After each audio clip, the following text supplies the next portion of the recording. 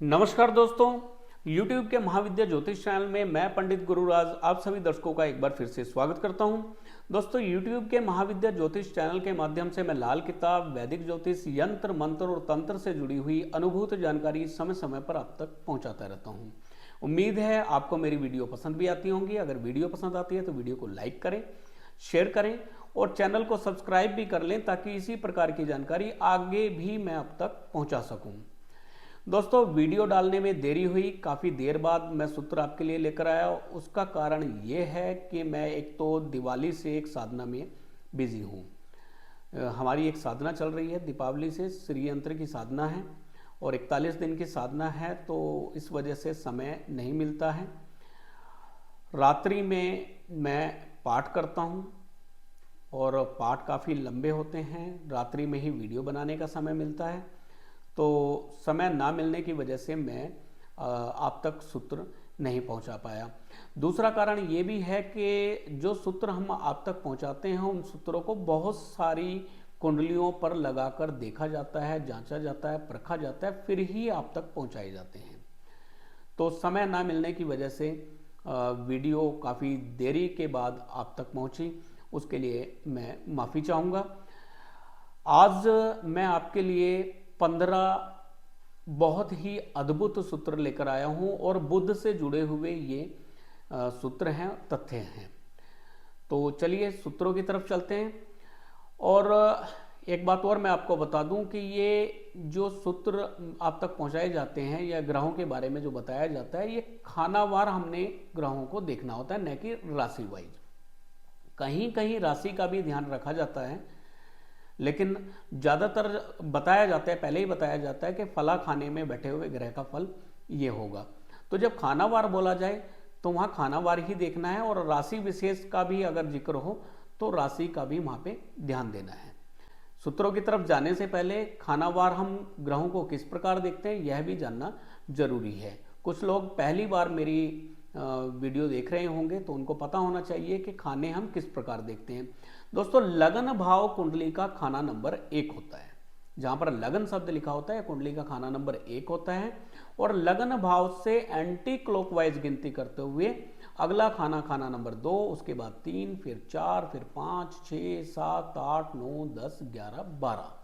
इस प्रकार ये कुंडली के 12 खाने होते हैं और जीवन में घटने वाली समस्त घटनाओं की जानकारी इन 12 खानों से ही मिलती है। तो चलिए देरी ना करते हुए हम चलते हैं सूत्रों की तरफ। दोस्तों, बुध यदि कुंडली के खाना नंबर 4 में हो और चंद्रमा कुंडली के खाना नंबर 2 में हो तो अब ये बुध राजयोग कारक होंगे।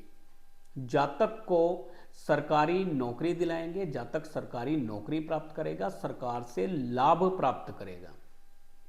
और यदि मुंह में 32 दांत भी हो, यह योग भी हो और 32 दांत भी हो, तो जातक पर मंगलिक दोष का भी कोई बुरा प्रभाव नहीं पड़ेगा। यदि कुंडली में मंगल 1, 4, 7, 8, 12वें भाव में बैठे हों और मंगलिक दोष उत्पन्न करते हों, तो अगर ग्रह की यह स्थिति है, जैसा मैंने बताया कि बुध कुंडली के खाना नंबर 4 में है और चंद्रमा कुंडली के खाना नंबर 2 में है और मुंह में 32 दांत हैं, तो किसी भी प्रकार का मंगल का अशुभ प्रभाव उस जातक पर नहीं पड़ेगा।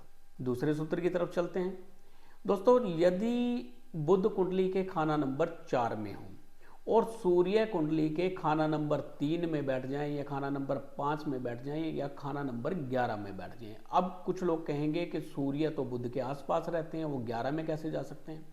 दोस्तों, लाल किताब के वर्ष फल में ग्रह कहीं भी जा सकते हैं, उनकी कोई बंदिश नहीं है। राहु केतु हमेशा आमने सामने होते हैं, लेकिन लाल किताब के वर्ष फल में वो कहीं भी जा सकते हैं। राहु हो सकता है खाना नंबर 2 में हो और केतु खाना नंबर 11 में चले जाएं, तो ऐसा जरूरी नहीं है कि वो आमने सामने ही हो। तो बुध भी कहीं भी जा सकते हैं। तो फिर से समझ लें, यदि बुध कुंडली के खाना नंबर 4 में हो और सूर्य कुंडली के खाना नंबर 3 में बैठ जाएं या 5 में बैठ जाएं या 11 में बैठ जाएं और चंद्र बृहस्पति कुंडली के खाना नंबर 6 में हो, तो ऐसे जातक के धन, परिवार और उनकी आयु की बरकत होगी। धन भी बढ़ेगा, परिवार भी बढ़ेगा और आयु की भी बरकत होगी, सेहत की बरकत होगी और बुरे ग्रहों का कोई भी बुरा प्रभाव ऐसे जातक पर नहीं पड़ेगा। बुरे ग्रहों से ऐसा जातक महफूज रहेगा। दोस्तों, कुंडली में यदि बुध खाना नंबर 4 में हो और चंद्रमा खाना नंबर 3 या खाना नंबर 6 में आ जाए, एक बार फिर से समझ लें, बुध कुंडली के खाना नंबर 4 में हो और चंद्रमा खाना नंबर 3 या खाना नंबर 6 में आ जाए और खाना नंबर 2 खाली हो, तो ऐसे जातक को अपने माता पिता का पूर्ण सुख प्राप्त होगा। जातक माता पिता का पूर्ण सुख प्राप्त करेगा। दोस्तों, बुध यदि कुंडली के खाना नंबर 4 में पुरुष राशि में बैठे हो, अब यहां पे राशि का भी जिक्र हो रहा है, खाना नंबर 4 में पुरुष राशि में बैठे हो। और पुरुष राशियां कौन कौन सी होती हैं? पुरुष राशियां जो विषम राशियां होती हैं वो पुरुष राशियां होती हैं। जैसे मेष राशि में बैठ जाएं, मिथुन राशि में बैठ जाएं, सिंह राशि में बैठ जाएं, धनु राशि में बैठ जाएं या कुंभ राशि में बैठ जाएं। तो अगर विषम राशि में या पुरुष राशि में बुध खाना नंबर 4 में पड़े होंगे तो जातक उच्च शिक्षा प्राप्त करेगा। जातक उच्च शिक्षा प्राप्त करेगा, ग्रेजुएट होगा और भी कई तरह की डिग्रियां प्राप्त करेगा। बुध यदि कुंडली के खाना नंबर 4 में अग्नि तत्व राशि में बैठ जाए, अब अग्नि तत्व राशियां कौन कौन सी हैं?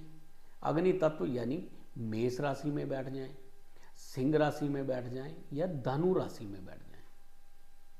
ऐसे में जातक में उच्च शिक्षा तो प्राप्त करेगा ऐसा जातक, लेकिन क्रूर स्वभाव का होगा, बहुत ही दुष्ट स्वभाव का होगा और लोगों का बुरा करने में उसको मजा आएगा, लोगों का अहित करने में उसको मजा आएगा। जातक महाक्रोधी होगा और लोगों का अहित करने में उसको मजा आएगा, लोगों का अहित करेगा। दोस्तों, यदि बुध कुंडली के खाना नंबर 4 में हो और चंद्रमा खाना नंबर 6 में बैठ जाए, अब यहां पे एक बात याद रखें, खाना नंबर 2 में भी कोई ना कोई ग्रह होना चाहिए।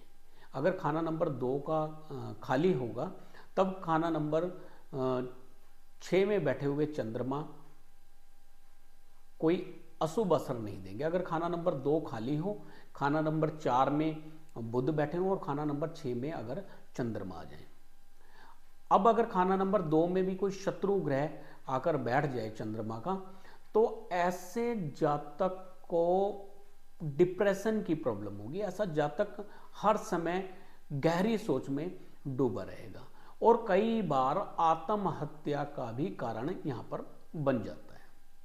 बुध खाना नंबर 4, चंद्रमा खाना नंबर 6 और अगर खाना नंबर 2 से शनि की दृष्टि चंद्रमा पर पड़ जाए या राहु की दृष्टि पड़ जाए या केतु की दृष्टि पड़ जाए या चंद्र केतु के साथ में बैठ जाए 6ठे भाव में, तो यहां पर ऐसा जातक जो है वो आत्महत्या भी कर सकता है।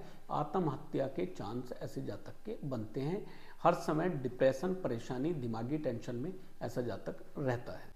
दोस्तों, चौथे भाव में यदि बुध बैठे हुए हों और 2, 5, 9, 12 में शुक्र बैठ जाएं, राहु बैठ जाएं, शनि बैठ जाएं या पापी ग्रह आकर बैठ जाएं, तो ऐसे जातक का पिता कर्जदार होगा, धन की हानि होगी और ऐसे जातक का गृहस्थ भी बर्बाद होगा। गृहस्थ भी ऐसे जातक का जो है ठीक नहीं होगा। हो सकता है ऐसे जातक की पत्नी की सेहत बहुत ज़्यादा खराब रहे या तलाक हो जाए या दोनों के बीच में झगड़ा कलेश बहुत ज़्यादा चलता रहे। दोस्तों, यदि बुध कुंडली के खाना नंबर 5 में बैठे हुए हों और खाना नंबर 5 के कारक ग्रह बृहस्पति शुभ हों, सूर्य भी जो 5वें भाव के स्वामी है वो भी शुभ हों, पांचवें भाव के स्वामी सूर्य और बृहस्पति जो कारक हैं, अगर वो शुभ हालत में हो और बुध खाना नंबर 5 में बैठे हुए हो, तो ऐसे जातक के मुंह से निकला हुआ वाक्य ब्रह्म वाक्य के समान होता है। मुंह से अचानक जो भी बात ऐसा जातक बोल देगा वो पत्थर की लकीर होगी, वो हमेशा ही सत्य साबित होगी, हमेशा सत्य होगी। दोस्तों, बुध यदि कुंडली के खाना नंबर 5 में हो और चंद्र बृहस्पति खाना नंबर 9 में बैठे हो, तो ऐसे जातक का भाग्य 34 साल की आयु के बाद ही उदय होता है। बुध की दृष्टि चंद्र और बृहस्पति पे होगी, भाग्य भाव दूषित होगा, भाग्य भाव खराब होगा बुध की दृष्टि की वजह से।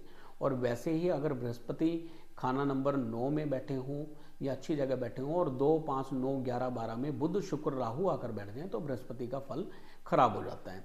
तो बुध यदि 5वें भाव में बैठेंगे तो वैसे ही बृहस्पति का फल खराब होगा, लेकिन 5वें भाव से बुध की दृष्टि भी बृहस्पति और चंद्रमा पे पड़ रही होगी, भाग्य भाव में पड़ रही होगी। तो ऐसे में क्या होगा, ऐसे जातक का जो भाग्य है वो 34 साल के बाद ही उदय होगा, बुध के समय के बाद भाग्य उदय होगा।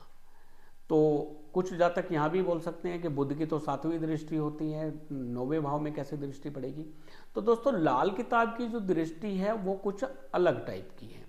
मैं अपनी वीडियो में जो लाल किताब की दृष्टि है उसके बारे में बता चुका हूं। जो पहली वीडियो है जिसमें हमने बेसिक ज्ञान दिया है, उस वीडियो में आप जानकारी ले सकते हैं। तो लाल किताब की जो दृष्टि है वो कुछ अलग तरह की है। दोस्तों, यदि बुध कुंडली के खाना नंबर 5 में बैठे हों तो ऐसे जातक को पुत्र की अपेक्षा पुत्रियां अधिक हुआ करती हैं। बुध क्योंकि बहन या बेटी का कारक है, स्त्री ग्रह है, तो बुध यदि खाना नंबर 5 में बैठे हुए हों तो ऐसे जातक को लड़कियां अधिक हुआ करती हैं। दोस्तों, यदि किसी जातक का बुध कुंडली के खाना नंबर 5 में हो और ऐसा जातक किसी साधु फकीर से यंत्र भभूति कोई धागा ताबीज ले तो ऐसे जातक के लिए अत्यंत विनाशकारी होता है। और अगर बुध भी कुंडली के 5वें भाव में या 9वें भाव में या 11वें भाव में चल रहे हो वर्षफल में, या बुध की महादशा हो, अंतरदशा हो या प्रतंत्र दशा हो, खासकर अंतरदशा या प्रतंत्र दशा हो, और बुध कुंडली के 5वें या 9वें या 11वें भाव में वर्षफल में चल रहे हो या गोचर में चल रहे हो और जातक किसी साधु फकीर से धागा ताबीज यंत्र ले तो अत्यंत विनाशकारी होता है।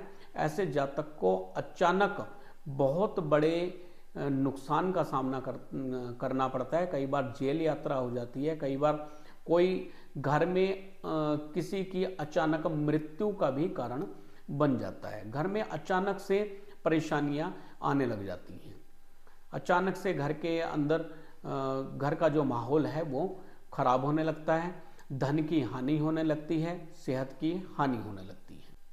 दोस्तों, यदि जन्म कुंडली में बुध खाना नंबर 5 में जल तत्व राशि में हो, जल तत्व राशि कौन सी है, वृष राशि में हो जाएं या कर्क राशि में आ जाएं या वृश्चिक राशि में आ जाएं या मकर राशि में बुध खाना नंबर 5 में आ जाएं, तो ऐसे जातक की बेटी को दिमागी समस्या रहती है, दिमागी पागलपन या भोलापन ऐसे जातक की बेटी को हो सकता है। डिप्रेशन की परेशानी भी हो सकती है या दिमागी कोई ना कोई बीमारी, मानसिक बीमारी ऐसे जातक की बेटी को होती है।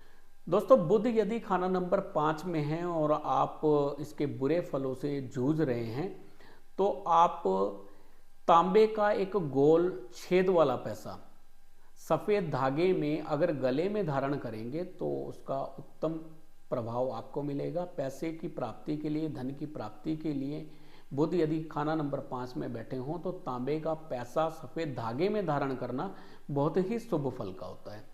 तो आप ये एक उपाय कर सकते हैं। और याद रहे, बुध अगर खाना नंबर 5 में है तो घर के अंदर मनी प्लांट रखना, तोता रखना, हरी कांच की बोतल रखना, धागा ताबीज यंत्र रखना बुरे परिणाम का कारण बन जाता है, तो खराबियां पैदा करता है। इन चीज़ों से बचें, हरे रंग का कपड़ा धारण ना करें। तो दोस्तों, आज के भी सूत्र आपको पसंद आए होंगे।